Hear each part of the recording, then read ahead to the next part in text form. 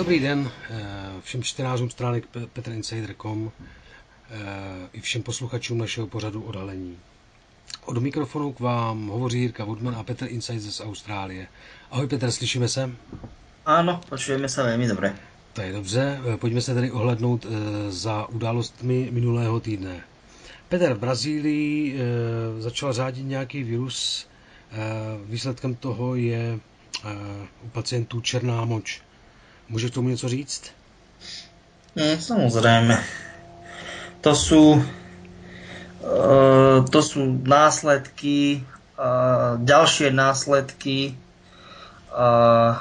operácie Valparaiso, ktorej sme sa v mimoriadnom zdelení venovali.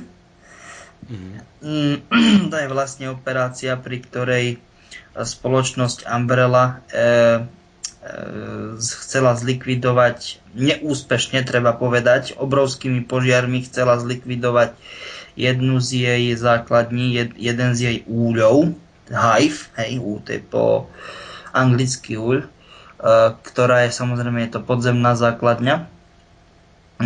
No a začal sa dva typy vírusov, ktoré základné, ktoré majú, a to je T. veronica, T vírus a Uroboros, alebo Uroboros, no každý to číta ináč, sa začali šíriť, nekontrolovateľne šíriť Latinskou Amerikou. A práve tento Uroboros v istej jeho mutácii, jedným z prvých štádií mutácie, jedným z prvých štádií a prejavov štádií nakazenia týmto vírusom je čierny moč. Potom je to taká zeleno-hnedá stolica. No a potom sa ten človek vlastne premení.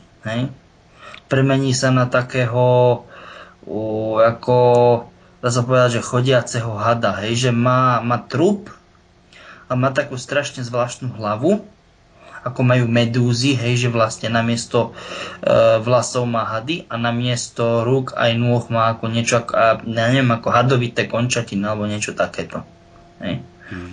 A v Brazílii je týchto prípadov hodne a médiá vôbec o nich ako neinformujú, samozrejme.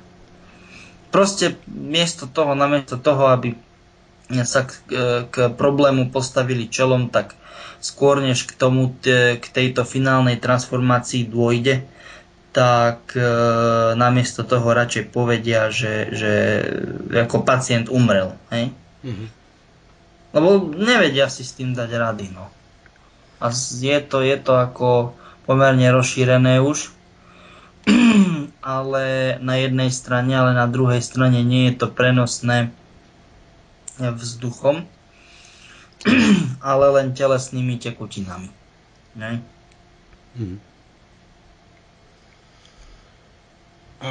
Je tam v plánu nejaká karanténa? No karanténne zóny už boli vytýčené, pomerne rozsiahle, a zasa sú tam používané tie zrkadlá, to znamená zrkadlo na okraj karanténnej zóny spôsobuje, že zvonka tej karanténnej zóny to vyzerá, ako keby tam žiadna karanténna zóna nebola. Samozrejme, že v perimetroch, čiže v určitých okruhoch, na určité vzdialenosti od týchto karanténnych zón je prísny zákaz priblíženia. Stráži to tam nielen brazílska armáda, ale aj viaceré, a to je, čo je dosť ako zaujímavé, ale však v podstate ako logické vyústenie celej situácie, nie americká armáda, teda ako federálna, ale štátna, ale súkromné armády. Obzvlášť súkromná bezpečnostná služba pridružená pri Umbrelle. Umbrella Corporation, hej? Čiže títo to tam strážia. No. A šťastím v nešťastí, v tomto nešťastí je to, že pomerne úspešne sa podarilo ten vírus, zdroje toho vírusu lokalizovať a ten vírus sa nešíri. Hej? Majú ho pod kontrolou. Vzhľadom k tomu, aký je jeho potenciál, ho majú pod kontrolou. Šíri sa, ale len veľmi pomaly. A s veľmi dobrou výhliadkou na to, že čoskoro to budú mať pod kontrolou, takže sa šíriť nebude. Tak to je dobrá správa. No, pri tých všetkých zlých správach aspoň niečo pozitívne. Petr, dalším tématem zde máme Jemen. Pozemní vojska americká se tam snaží o nějaký zábor opět. Můžeš tomu něco říct? No to ako, tým by sa malo myslieť, ako, že či to nie je ďalší kandidát na arabskú jar? Přesně tak, no. No tak to určite nie je arabská jar, aj keď by to tak možno mohlo vyzerať, ale zasa spomínaná Umbrella tam má ďalší hive, čiže ďalší úľ, ktorý má momentálne najvyšší stupeň, teda ochrana ktorého má najvyšší stupeň priority, vzhľadom k tomu, že supervojaci v ňom produkovaní dokážu otvoriť portál do inej reality, do inej dimenzie, prípadne do paralelnej reality a tak ďalej a tak ďalej. Je to, tých možností tam majú pomerne veľa a je to aj v záujme Američanov. Lebo tamto, to Valparaiso, to bola čisto záležitosť Umbrely.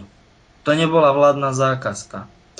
Takže toto tu už je vládna zákazka ako kontraktor, teda ako dodávateľ DOD, Department of Defense, ministerstva obrany, tak to tam už musí byť zainteresovaná aj americká vláda.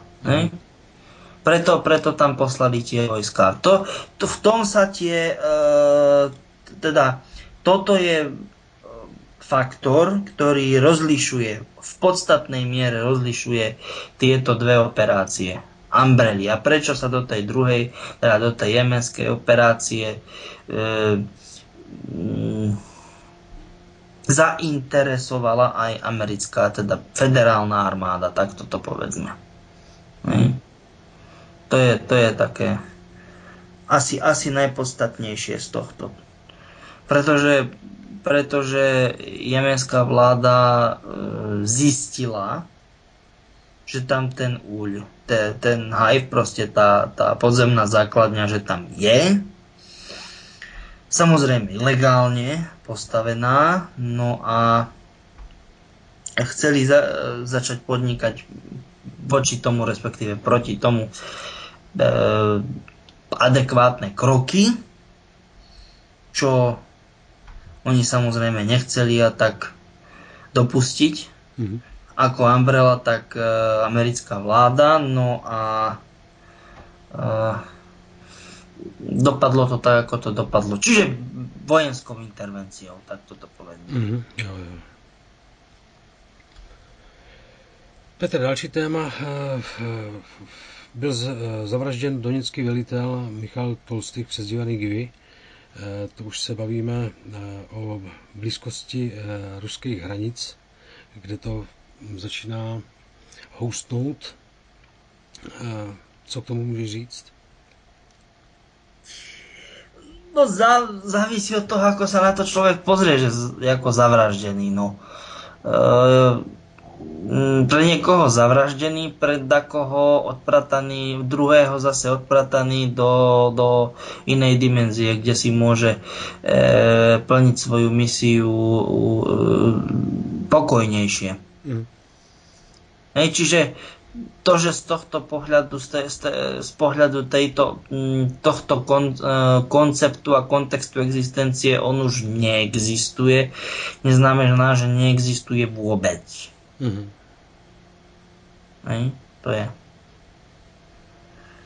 To je asi toľko, čo by som k tomu povedal. To, že samozrejme je to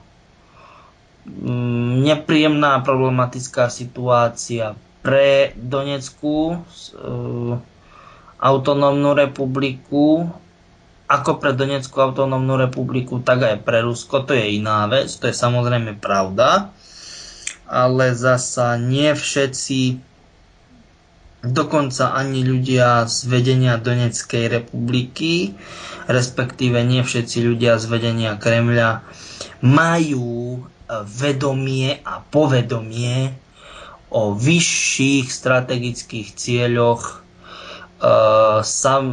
nazvali by sme to cesty Donecka k samostatnosti. Že tam sú iné, vyššie strategické záujmy. Že je ho lepšie v podstate, keď je na ňo taký tlak, alebo bol taký tlak, tak ho bolo lepšie oficiálne odstrániť a pretransformovať do inej dimenzie. Čiže je to taká dvojsečná zbraň, by sa dalo povedať. Dobře, na to nám tady navazuje poslední téma, vlastně Rusko ve válečné pohotovosti teď jako odpověď na přesuny sil NATO. No tak toto je v podstate pravda, keď sa tak na to pozrieme,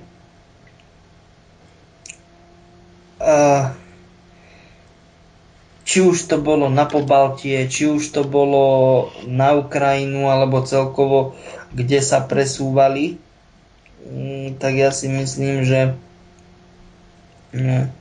zvýšená obrana alebo ostraha, neviem, ako by sa to malo správne teraz nazvať, treba z ruského vzdušného priestoru, po prípade zvýšenie stupňa pohotovosti ruskej pozemnej armády a tak ďalej, prípadne aj námorníctva takisto, tak je to logické vyústenie celej situácie, ktoré je ale len akýmsi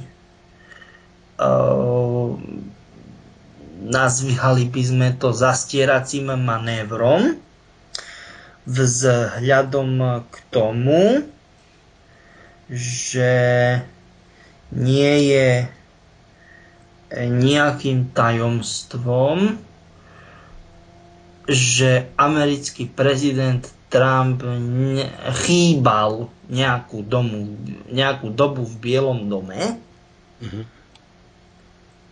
a bol nahradený dvojníkom